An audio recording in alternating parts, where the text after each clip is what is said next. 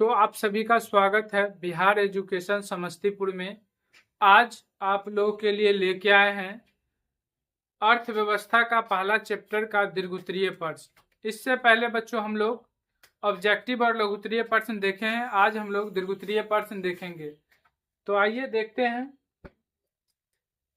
Long question का answer जानने वाले हैं बच्चों। पहला क्वेश्चन है, अर्थव्यवस्था की संरचना से क्या समझते हैं? अर्थव्यवस्था की संरचना से क्या समझते हैं? इन्हें कितने भागों में बांटा गया है? अर्थव्यवस्था की संरचना से क्या समझते हैं? इन्हें कितने भागों में बांटा गया है? तो इसका आंसर इस प्रकार लिखेंगे, अर्थव्यवस्था की संरचना का मतलब, अर्थव्यवस्था की संरचना का मतलब विभिन्न उत्पादन क्षेत्रों में इसके विभाजन से है। अर्थव्यवस्था की संरचना का मतलब विभिन्न उत्पादन क्षेत्रों में इसके विभाजन से है। अर्थव्यवस्था में विभिन्न प्रकार की आर्थिक क्रियाएं अथवा, है ना, अर्थव्यवस्था में विभिन्न प्रकार की आर्थिक क्रियाएं अथवा गतिविधियां संपादित की जाती है। जैसे लिखेंगे कृषि, उद्योग, व्यापार, बैंकिंग, बीमा, परिवहन, संचार आदि। अर्थव्यवस्था की संरचना का मतलब विभिन्न उत्पादन क्षेत्रों में इसके विभाजन से है। अर्थव्यवस्था में विभिन्न प्रकार की आर्थिक क्रियाएं अथवा गतिविधियां संपादित की जाती है, जैसे कृषि, उद्योग, व्यापार, बैंकिंग, बीमा, परिवहन, संचार आदि, है ना बच्चों।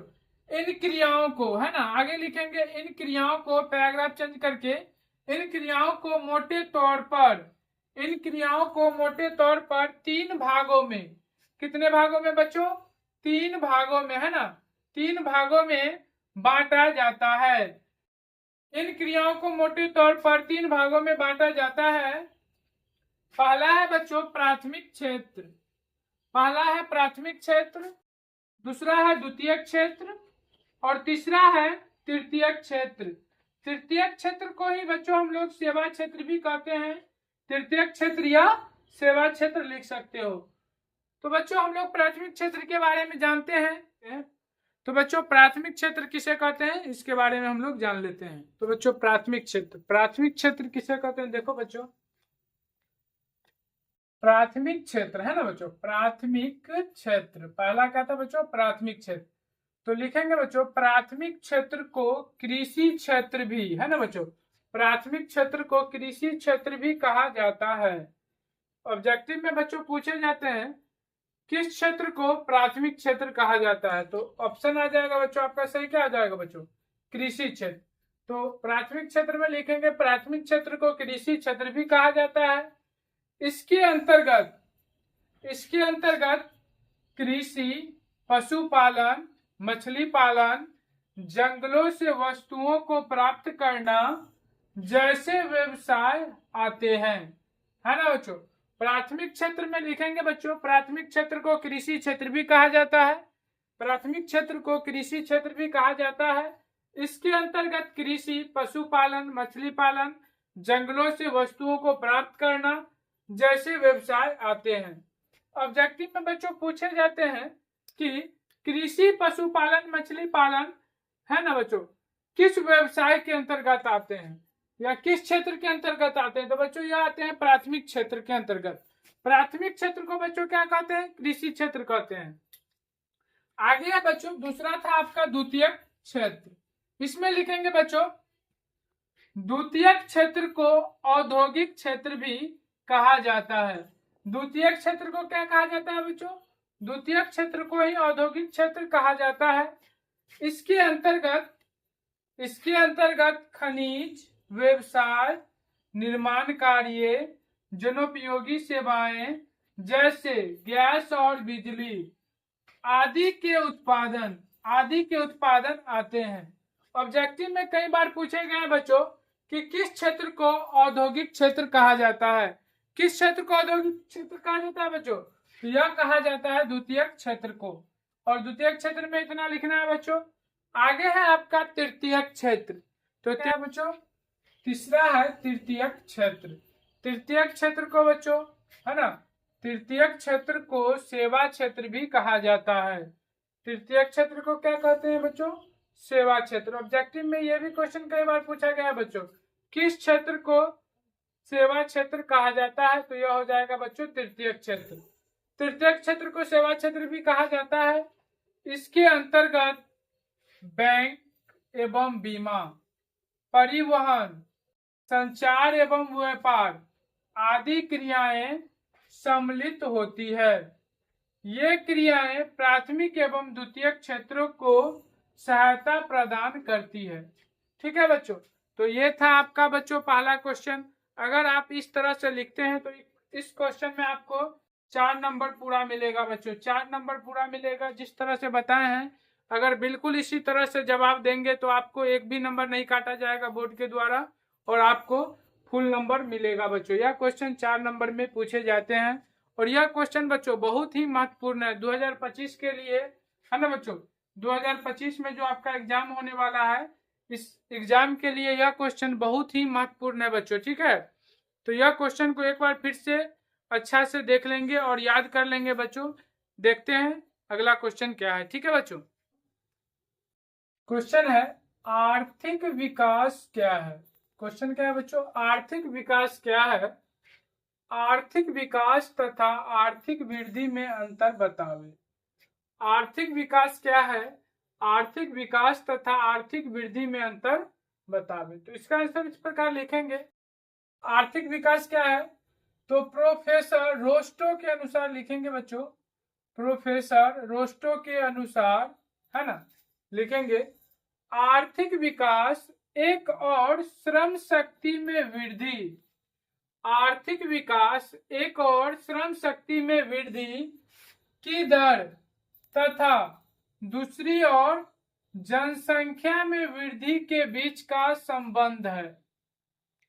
प्रोफेसर रोस्टो के अनुसार आर्थिक विकास एक और श्रम शक्ति में वृद्धि की दर तथा दूसरी ओर जनसंख्या में वृद्धि के बीच का संबंध है। ठीक है बच्चों, वैसे दोनों में कोई खास अंतर है नहीं बच्चों, है ना। अंतर पूछ रहा है आर्थिक विकास तथा आर्थिक वृद्धि में अंतर, तो अंतर दोनों में कुछ खास होता नहीं है, दोनों एक दूसरे के जगह पर प्रयोग में आ जाता है कभी कभी। फिर भी हम 2 अंतर लेके आए हैं बच्चों आसान सा समझने के लिए। देखिए आर्थिक विकास और आर्थिक वृद्धि में अंतर। तो आर्थिक विकास में पहला अंतर क्या है बच्चों, देखो आर्थिक विकास शब्द का प्रयोग, है ना बच्चों, आर्थिक विकास शब्द का प्रयोग विकासशील देशों के लिए किया जाता है। आर्थिक विकास शब्द का प्रयोग बच्चों विकासशील देशों के लिए किया जाता है और आर्थिक वृद्धि शब्द का प्रयोग, है ना बच्चों, आर्थिक वृद्धि शब्द का प्रयोग विकसित देशों के लिए किया जाता है ना। आर्थिक वृद्धि शब्द का प्रयोग किस देशों के लिए किया जाता है बच्चों, विकसित देशों के लिए किया जाता है। और आर्थिक विकास शब्द का प्रयोग बच्चों विकासशील देशों के लिए किया जाता है। भारत बच्चों दूसरा लिखेंगे, भारत विकासशील देश है और इसमें दूसरा लिखेंगे बच्चों अमेरिका विकसित देश है ना। विकासशील बच्चों, विकासशील का मतलब होता है विकास की श्रेणी में, मतलब यह धीरे धीरे आगे की ओर बढ़ रहा है। लेकिन अमेरिका क्या है बच्चों, यह बहुत ही विकसित देश है और भारत जो है बहुत ही अल्प विकसित, मतलब धीरे धीरे विकसित हो रहा है। अल्प विकसित भी नहीं कहेंगे बच्चों, विकासशील मतलब विकासशील की श्रेणी में है, यह धीरे धीरे जो है ग्रोथ कर रहा है, आगे बढ़ रहा है ना। कभी कभी होता क्या है बच्चों, आर्थिक विकास शब्द आर्थिक वृद्धि शब्द पे चला जाता है और आर्थिक वृद्धि शब्द कभी कभी आर्थिक विकास शब्द के साथ प्रयोग हो जाता है। तो दोनों में कोई खास अंतर है नहीं, फिर भी इतना लिख देंगे बच्चों तो इसमें आपको 4 नंबर मिल जाएगा, है ना। और इससे ज्यादा लिखेंगे तो 2-4 लेखक के अनुसार दिया गया है, उसको अपने बुक में देख लेंगे, पेज नंबर 5 या 6 में दिया गया होगा, है ना। ठीक है, देखते हैं अगला क्वेश्चन क्या है। ठीक है बच्चों, तो तीसरा क्वेश्चन देखते हैं बच्चों। तीसरा क्वेश्चन है ना, तीसरा क्वेश्चन है आर्थिक विकास की माप कुछ सूचकांकों के द्वारा करें। आर्थिक विकास की माप कुछ सूचकांकों के द्वारा करें। तो आर्थिक विकास की माप के कुछ सूचकांक इस प्रकार है बच्चों, है ना। वैसे तो बहुत सारे सूचकांक है, लेकिन दो लेके आए हैं जो बहुत महत्वपूर्ण है, तो यही दो लिखेंगे। आर्थिक विकास की माप के कुछ सूचकांक निम्नलिखित है, इसी प्रकार लिखना है। पहला है बच्चों राष्ट्रीय आय। पहला क्या है बच्चों?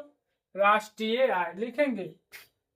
किसी देश में एक वर्ष की अवधि में, किसी देश में एक वर्ष की अवधि में उत्पादित सभी वस्तुओं एवं सेवाओं, किसी देश में एक वर्ष की अवधि में उत्पादित सभी वस्तुओं एवं सेवाओं के मौद्रिक मूल्य के योग को, है ना बच्चों, के मौद्रिक मूल्य के योग को या जोड़ को राष्ट्रीय आय कहा जाता है ना। जिस देश का राष्ट्रीय आय अधिक होता है वह देश विकसित कहलाता है, और जिस देश का राष्ट्रीय आय कम होता है वह देश अविकसित कहलाता है ना बच्चों। क्वेश्चन ऑब्जेक्टिव में भी पूछे गए हैं, जिस देश का राष्ट्रीय आय अधिक होता है वह देश क्या कहलाता है। तो जिस देश का राष्ट्रीय आय अधिक होगा बच्चों वह देश क्या कहलाएगा? वह देश कहलाएगा बच्चों विकसित। जिस देश का राष्ट्रीय आय अधिक होगा वह देश क्या कहलाएगा बच्चों? वह देश कहलाएगा विकसित। और जिस देश का राष्ट्रीय आय कम होगा वह देश कहलाएगा बच्चों अविकसित। याद रखेंगे, ऑब्जेक्टिव में दोनों पूछे गए हैं और कई बार पूछे गए हैं बच्चों, और 2024 में बच्चों यह ऑब्जेक्टिव में पूछा गया था, है ना। किसी देश में एक वर्ष की अवधि में उत्पादित सभी वस्तुओं एवं सेवाओं के मौद्रिक मूल्य के योग को क्या कहते हैं? तो उस मौद्रिक मूल्य के योग को कहते हैं बच्चों राष्ट्रीय आय कहते हैं। याद रखना है बच्चों, है ना। दूसरा लिखेंगे बच्चों प्रति व्यक्ति आय। दूसरा है बच्चों प्रति व्यक्ति आय। इसमें इस प्रकार लिखेंगे, राष्ट्रीय आय को देश की कुल जनसंख्या से, राष्ट्रीय आय को देश की कुल जनसंख्या से भाग देने पर जो भागफल आता है वह प्रति व्यक्ति आय कहलाता है। राष्ट्रीय आय को देश की कुल जनसंख्या से भाग देने पर जो भागफल आता है उसे बच्चों क्या कहते हैं? तो उसे कहते हैं प्रति व्यक्ति आय, है ना बच्चों। प्रति व्यक्ति आय बराबर फॉर्मूला होता है बच्चों राष्ट्रीय आय बट्टे देश की कुल जनसंख्या। ये भी लिख लेंगे बच्चों, तो आपको जो है 4 नंबर पूरा मिल जाएगा। ठीक है बच्चों, देखते हैं बच्चों अगला क्वेश्चन क्या है ना बच्चों। यह बच्चों एक क्वेश्चन आपको अर्थव्यवस्था की संरचना से आप क्या समझते हैं, इन्हें कितने भागों में बांटा गया है, यह क्वेश्चन बहुत ही महत्वपूर्ण है बच्चों। और ये तीसरा क्वेश्चन जो है बच्चों, यह तीसरा क्वेश्चन यह भी जो है बहुत ही महत्वपूर्ण है, इसको बीबीआई में लेकर चलेंगे।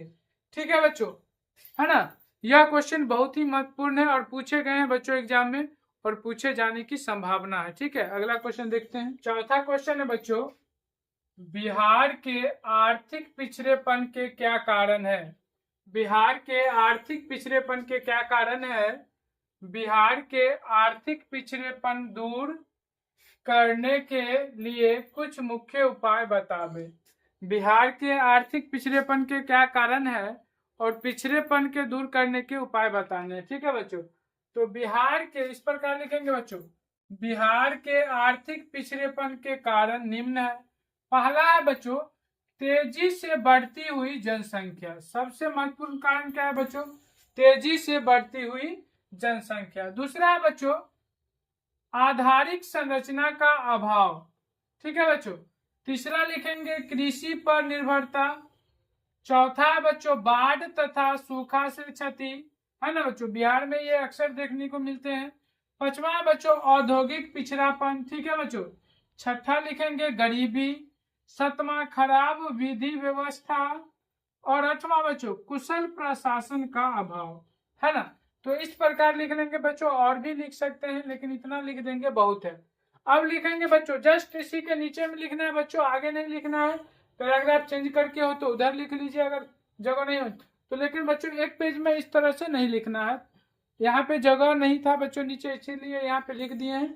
आप लोग पेज अलग करके लिखेंगे। ठीक है बच्चों। बिहार के आर्थिक पिछड़ेपन दूर करने के उपाय, है ना बच्चों, या कारण। बिहार के पिछड़ेपन को दूर करने के क्या कारण हो सकते हैं? तो पहला होगा बच्चों जनसंख्या पर नियंत्रण, है ना बच्चों। जनसंख्या पर नियंत्रण दूसरा है। कृषि का तेजी से विकास करेंगे बच्चों। तीसरा क्या था बच्चों, तो बाढ़ पर नियंत्रण भी करना होगा बच्चों, है ना। इस बाढ़ पर नियंत्रण हम कैसे करेंगे बच्चों, मजबूत बांध बनाकर करेंगे, है कि नहीं बच्चों। जहां पर जो है बांध बना हुआ है उसके किनारे कंक्रीट पत्थर बिछाकर भी जो है बच्चों मजबूत बांध का निर्माण कर सकते हैं। चौथा है उद्योगों का विकास, है ना बच्चों। उद्योग, बिहार में उद्योगों की बच्चों बहुत कमी है और इसका विकास होगा तो लोग ऑटोमेटिक जो है बच्चों, है ना, लोगों के गरीबी दूर होगा। पांचवा है बच्चों गरीबी दूर करना।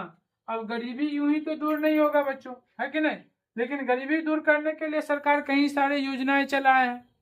और छठा है बच्चों आधारिक संरचना का विकास। आदि और भी बहुत सारे लिख सकते हैं बच्चों, है ना, लेकिन इतना लिख देंगे बच्चों तो आपको 4 नंबर जो है पूरा मिल जाएगा। ठीक है बच्चों, तो इस तरह आप देख लिए हैं पहला चैप्टर अर्थव्यवस्था एवं इसके विकास का इतिहास।